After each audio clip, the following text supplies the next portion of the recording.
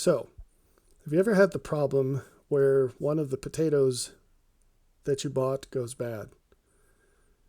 Usually it stinks to high heaven, and it's sort of an emergency situation because it smells so bad. And if you don't take care of it, all of the potatoes will rot. But let me ask you another question. Have you ever purchased a bag of potatoes that was already in that state? Probably not. If you were at the store and you were grabbing a bag of potatoes and it smelled that bad, you'd probably set it aside and find another one. And it doesn't end there. If you couldn't find a bag without a stinky, rotten potato, you probably wouldn't buy any, right? So my question is, why do we use this kind of common sense at the grocery store, but not in our own lives? Let me explain a little further. So here's the situation when you get this sack of potatoes and nothing seems wrong, but over time it turns out that one of them or more starts going rotten very quickly. Now, if you're perceptive, you'll find this out and take out the potato. The reason is that if you don't, it quickly spreads. And pretty soon, few, if any, of the potatoes are going to be edible because they get moldy, they turn to goo. It's really nasty, right? And so you might do something extreme, like get the bag out, rip it open, and sort out all the potatoes. And anything that looks like it even has a little bit of mold, you're probably going to throw it away. Now, when it comes to applying this to our lives, it's a pretty good analogy. We need to take a closer look at the long-term effects of the choices that we make every day. And we need to learn to root out the things that will rot and fester. But there are limits because a sack of potatoes is not a growing thing. It's just a fixed bag of potatoes. You don't get more potatoes over time. It's just what you've got. So there are better modifications to this analogy. One of them would be to use livestock. But the problem is that every one of you has purchased a bag of potatoes, but probably very few of you has ever had to develop genetics in a herd of sheep, for example, or even chickens. That's a better analogy because there's this element of time and growth over time. And you have to weigh out long-term benefits versus short-term benefits. It's easier to just let a sick chicken continue to live amongst your flock. But if you do that, instead of culling the chicken, you might kill all the chickens over time. They might all get sick and die. Or let's say that you've got some bad genetics in a herd of cows and they all have bow legs or something. And you say, well, but this cow's so cute, I just want to leave it, or I really want to get my money's worth, or whatever, I'm going to let this thing grow and breed. Well, then the bad genetics spread throughout your herd. Or if you breed dogs and they have that hip displacement disease, I guess it's a condition, but the genetics, if you let them endure, so you can't let that dog breed, right? Because it's just going to cause massive problems over time. I like this scene from a movie called Master and Commander. It's a wonderful movie. You should watch it with Russell Crowe. He's a captain of an old-timey sail ship, and he knows his crew very well. He's extremely dedicated to his job, and they end up hitting this big storm, and the wind knocks the mast over, and his very close friend happens to be in the mast at the time. Now, the mast ends up in this whirlpool, and it's still tied to the ship. And he gets called on deck because there's a problem. Someone has to decide whether to let the whole ship go down, and everybody's freaking out about that, or to cut the ropes and allow his friend to die. And so, being a rational person, even though he's in great pain, he grabs this axe and he cuts the ropes because he understands that the life of his entire crew is worth more than the life of his friend. So, it turns out that very, very few people live that way. And we're going to talk about this because it matters a lot more than just a sack of potatoes. It turns out that our progression towards God is a process, and it's a process where we have to abide in the process or remain within it in order to enable it to do what it's supposed to do, which is to change us to become more like the Lord. If along the way we get dragged down by things that can't continue in the process, if we rope ourselves to what is getting sucked into the whirlpool, we will not be able to continue.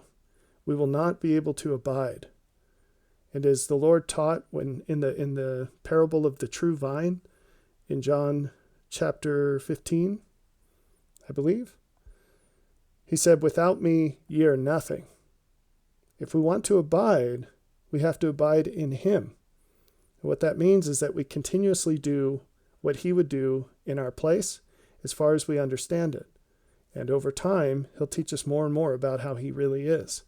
And we just cling to him in every way, in all of our thoughts, in our feelings, and our actions.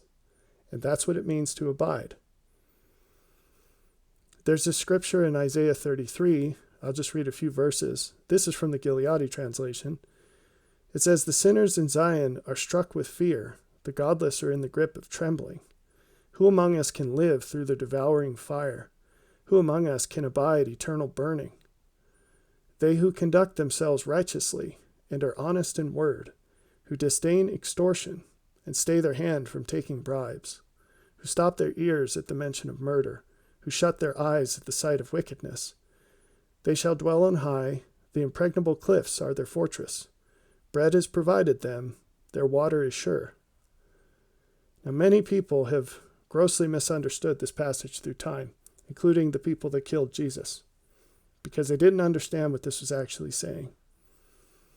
The fire of the Lord is a purifying fire, but it's like a sword. It cuts away things that were formerly attached. It separates things that were formerly thought of as the same. It makes a distinction. It reveals a differential value between things that were thought to be very similar or actually connected, the same, right? And so who can abide this fire? Because that's what it takes to ascend higher.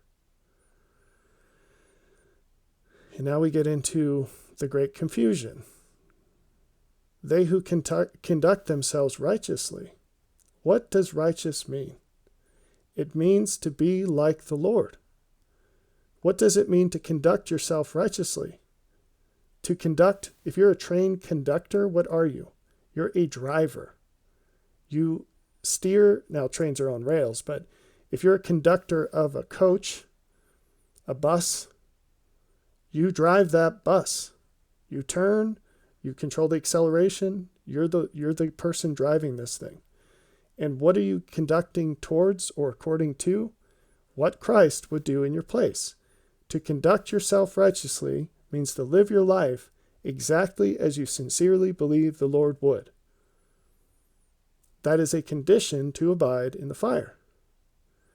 What does it mean to be honest in word? Well, I can bet money that you don't understand what honesty means or what word means.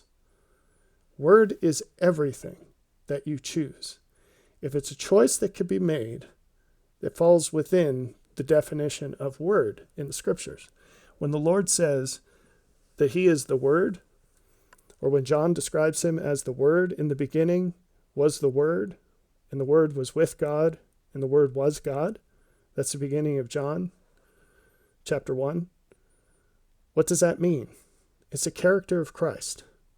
It's everything he would do, everything he wouldn't do in specific situations, the reasons why, how he feels while he does it, etc. It's all of his character qualities, his attributes. It's his justice, it's his mercy, it's his love. It's all of these things. To be honest in word, well, okay, so what does honesty mean? It's so much deeper than not lying, not telling a lie. People say, we would read this and are honest in word, and they'd say, oh, it's someone who doesn't tell a lie. It's so much more than that. To be honest means to be aware of your inner workings and how well they reconcile to your outer workings. And to be diligent and honest, or I shouldn't use the word in the definition, to be diligent and perceptive in how your external world ought to inform your internal world. So adjusting your thoughts, your beliefs, your feelings, and reconciling them with your greatest sense of what is best in the world. Honesty is a very high bar. The next line says, who disdain extortion. What's extortion? It's to force someone to do something that they wouldn't choose to do if left to choose to do it. Or to force someone not to do something under the same conditions. You probably don't understand just how much of your life is based on the use of force, either for your interests or against them. But it's a lot. Who stay their hand from taking bribes. Do you receive anything in life that's greater than what you deserve? If you do, then you're guilty of this clause. You take bribes. And those bribes are used by the adversary to convince you to engage in things that the Lord would not do, or to abstain from things that he would do. For the sake of time, I'll stop their ears at the mention of murder, but again, I invite you to take this a lot broader and deeper than you would just reading it on the surface. How do you feel about injustices against other people and force being used against them? Who shut their eyes at the sight of wickedness. Again, it's not to ignore things. When it comes to the desires of the world, how much are you affected by those? How much do you desire because of carnal, quote-unquote, vision? How much of your value of the world is how the world values it, and how much of it is how the Lord values it? So you see that this is quite different than what a surface reading would get you. So how is this tied to cutting away the bits that can't abide? Well, if you don't understand the conditions, then how are you going to pick out the smelly potatoes? You have to understand what the Lord values and why in order to implement that on your sack of potatoes. Here is a condensed version of what we read. And maybe it's better than just condensed, because it's not just a compressed version of what we read, it's actually a better version. It will get you farther. But it's also simpler. Here is another description of what can abide the fire. What is for the greatest benefit of the world, and what does not displace something better? You'll find, just as Jesus said, love God and love your fellow man, and all the other commandments come out of that. This, what I've just told you, is higher than what we read from Isaiah. And you could distill everything we just read from Isaiah out of this, but this is a higher principle.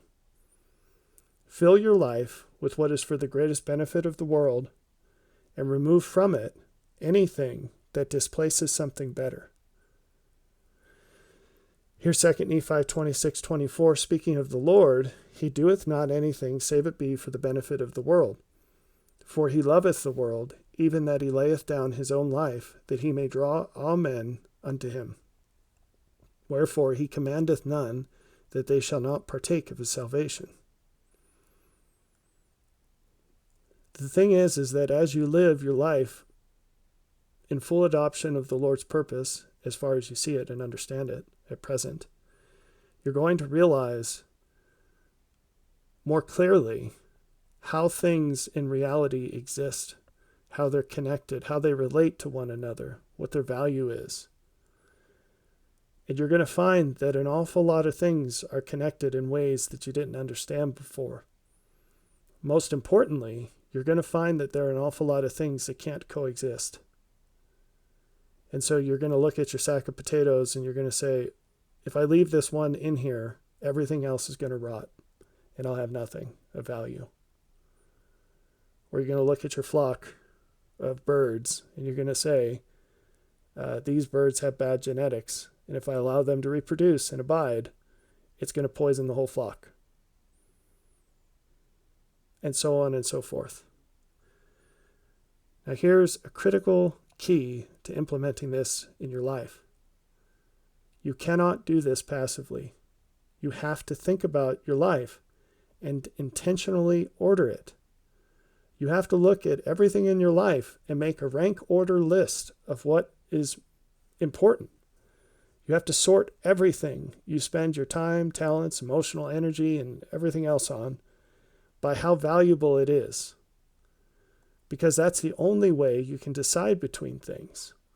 Going back to that captain on the ship, if you don't understand that your crew is more important than any one man, you cannot make the correct decision.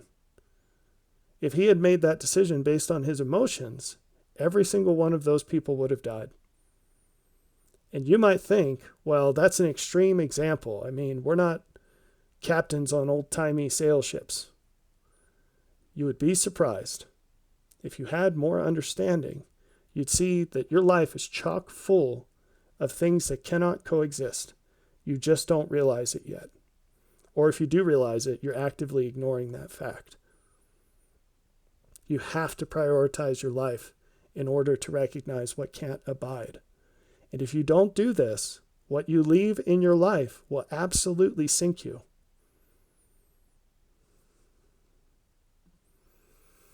Why is this so hard to do? Another verse from Isaiah, this is 5:18. He says, "Woe unto them that draw iniquity with cords of vanity, and sin, as it were, with a cart rope." So cords of vanity, what is vanity? Some people would say, well, it's when you look in a mirror and you're just obsessed with yourself. That is one definition of the word, but another very important definition is what doesn't do what you expect it to do. In other words, it's to treat something according to anything but what it actually is. So do you cling to things in your life that don't do what you suppose that they do? And do you realize that they don't do what you suppose that they do? Like if you're obese, you're not eating because you're hungry. Why are you eating? And does it actually do what you think it does? Because if it did, you probably wouldn't be so fat, right? Because you'd stop at some point and say, well, it's done its job. I feel better about myself. Now I'm just going to go along in my life. If you're an alcoholic, you are absolutely drawing iniquity with cords of vanity. It's not doing what you're using it for. And that goes for any addiction. But it also goes into all the parts of life that people who don't struggle with addictions don't see as sins. And they're just as bad. Maybe they're worse because most fat people know they have a problem.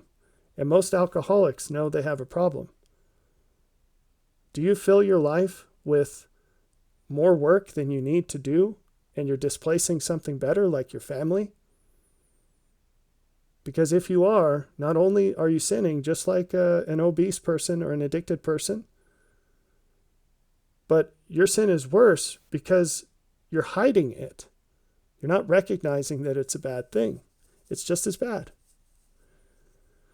And we could go on and on, right? We could go on and on with a whole lot of different things.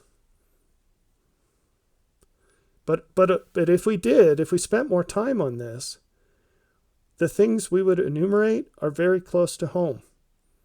Because home is where the greatest value is. And if you're neglecting your spouse, which again, just not just in the traditional ways, all that too, but are you allowing your spouse to be a wild person and a totally terrible person because you just don't want to fight the fight? Because you don't care about them enough to do it? Are you neglecting your kids, which doesn't just mean ignoring them? Have you filled their lives with things that don't matter at all because you don't have the spine to take away their toys, or to live life differently than your neighbors, or because your spouse won't let you? You are drawing iniquity with cords of vanity, and everything that matters most in your life is getting sucked into a vortex, and you're allowing it to happen. Why is this so hard? You don't realize how much of your life you're living on autopilot. You're putting your canoe in to the river and just letting it float to the end. And you're living the lie of believing that it's going to end up anywhere different than anyone else's does, which is a state of misery here and hereafter. You have to be more active in life. You have to be more intentional. How do you do that? Well, it's simple. It's not easy, but it's simple.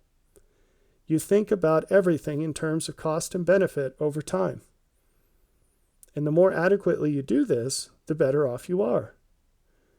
The things that drag us down don't tend to be massive, thick chains. They tend to be like dental floss. But we make it out to be a much bigger problem than it is. And over time, it gets worse and worse. But here's the thing. If you learn to do this, and you get in the habit of doing it, it's so much easier to maintain than it is to get there in the first place. In other words, it's one of the rare things in life that just keeps getting easier.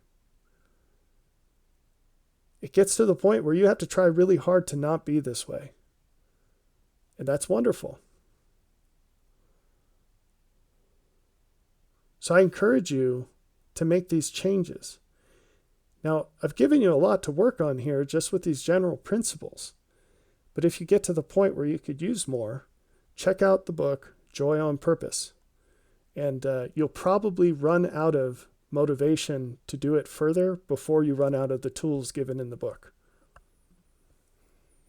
Now, does God do this? Am I just spinning this up and just encouraging you to do random crazy things? No, this is exactly what God does. We could spend a lot of time walking through the scriptures and showing you, but I'll just give you two examples. One's a verse, another is a period of time in the Bible. So the verse is from Jacob 5:46. You could read the whole chapter and get a lot more of this.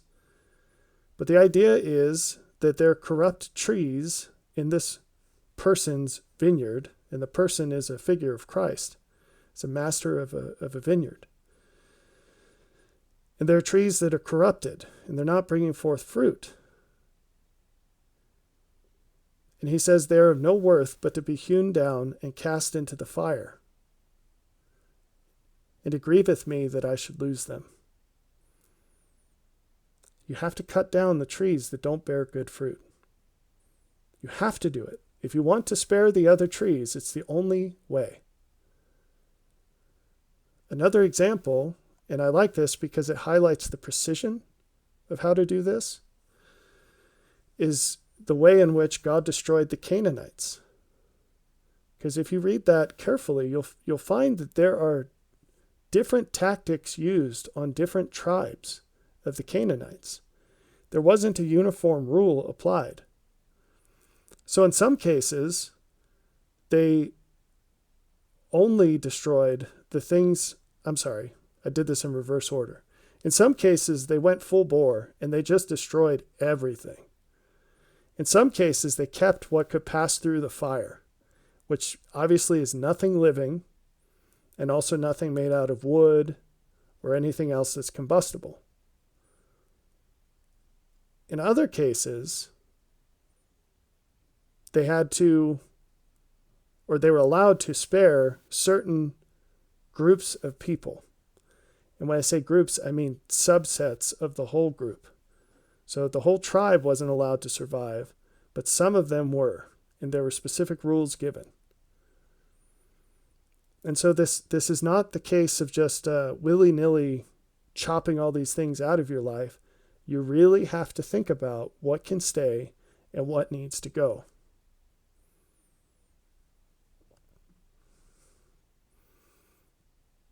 Now, I showed you that this is something that God does, and now I'm going to show you that this is something he expects you to do. The Lord said in Matthew 18:8, "Wherefore if thy hand or thy foot offend thee, cut them off, and cast them from thee. It is better for thee to enter into life halt or maimed, rather than having 2 hands or 2 feet to be cast into everlasting fire."